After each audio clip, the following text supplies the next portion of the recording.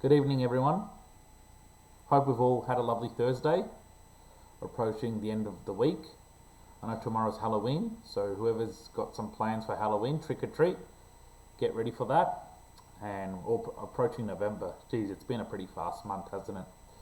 Welcome to this recording where I'll do a brief review of last night's India versus Australia T20 game in Canberra that ended in no result because of the rain, so it got washed out eventually.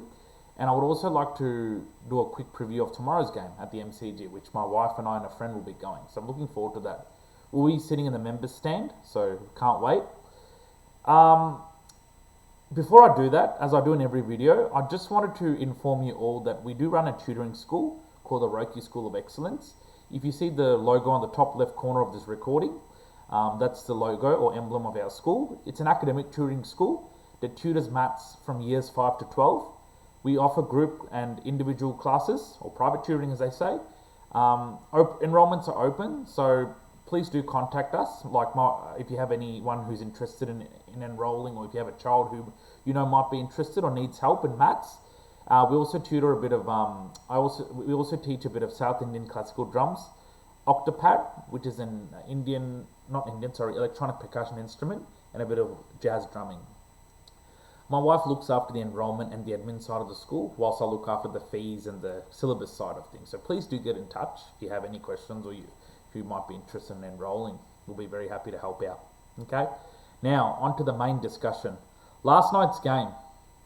Good start by India, I have to say. Abhishek and Shubman Gill were really good.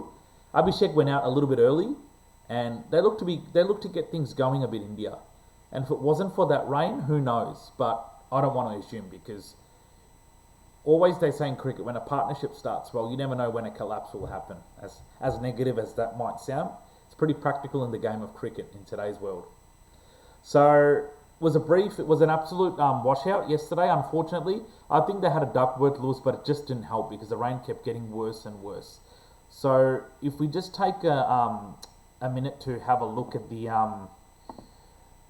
scores. India 97 for 1 after 9.4 overs out of 18.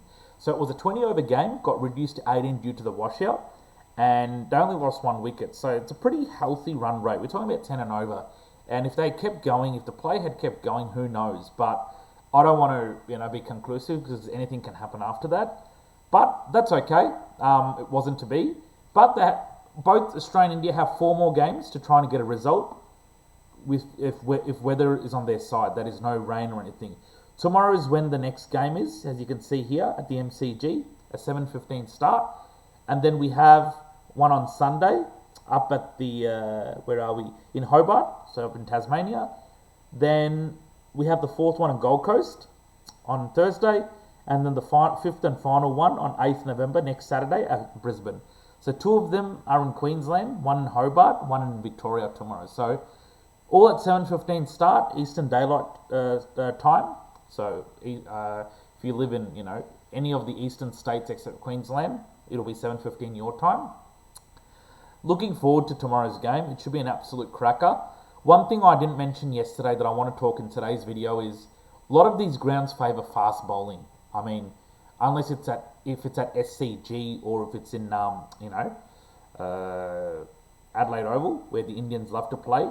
A lot of it is that it favours fast and bouncing balls. So the fast bowlers from India's team and Australia should have an edge in tomorrow's game.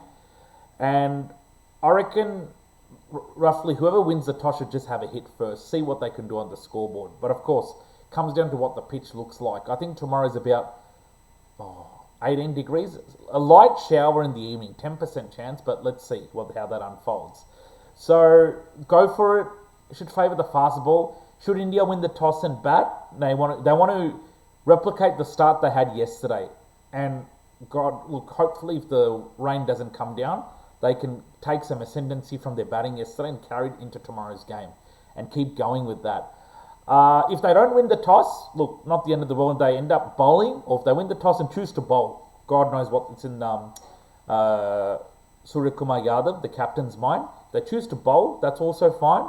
You probably want to strike while the iron's hot. So This is where the pace bowlers like, Harshdeep Singh and all need to strike first blood. Very important. Don't let Australia get off to a good start, because if it's a good batting wicket and whoever bats first will look to try and get a very good start tomorrow. There's no doubt about that. So I think it'll be a very good, fascinating contest, the next few games, especially tomorrow at Melbourne.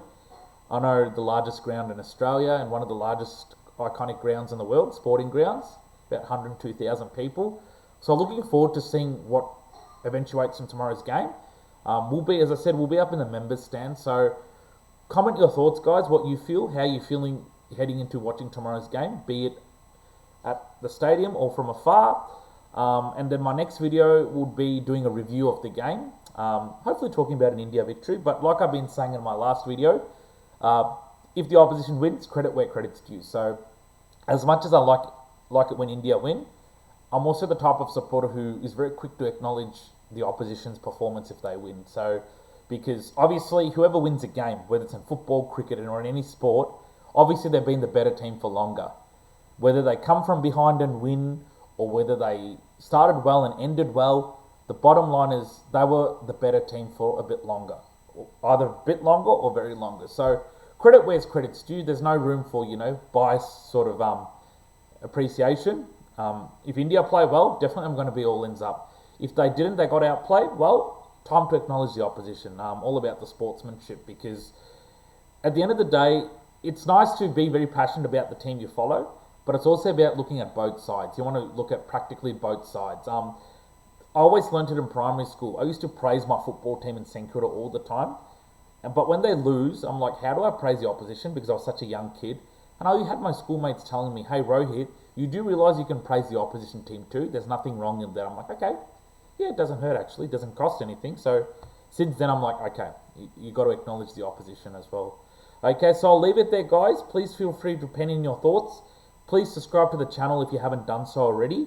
And please forward this. Feel free to forward this to anybody whom you know, whether it's your friends, family, loved ones, whom you think might be interested in sport or interested in tuning in. That'll be great.